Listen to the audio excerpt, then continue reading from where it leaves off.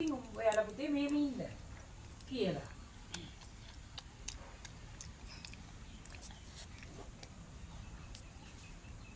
ඔව්. ඔව් ඒ ලොකු ස්වාමීන් වහන්සේ කියපේක හරියටම හරි ටීචර්. ඒ වයස් සීමාවල අපේ දරුවෝ වුණත් ඒ මට්ටම. දෙයක් මොලෙන් හිතලා පොතේ දැනුම විතරමයි තියෙන්නේ.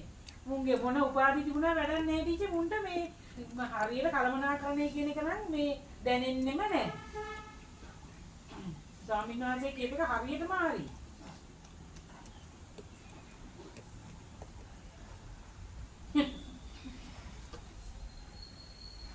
නෑ. ඔව් අඩුම තරමින් කියපු ගමනවත් නේ අපූර්වත් එකට ගිහිල්ලා ඒ කියන්නේ ඔළුවේ සීසි බල පිටිපස්සින් අර දැන් ඇත්තටම දැන් අපිට උනත් ටික පුටුවක් තියලා වාඩි වුණාම හිතෙනවා පිටිපස්සේ ආයෙත් ඒක ටිකක් අර ඇත්තටම නැද්දෙන් ඒක දැන් අපි හැම අයින් එකට වෙලා වුරු තියාගෙන ඉන්නවා. ඉතින් ඒ වුණාට අර ඉතින් අර ගොල්ලන්ට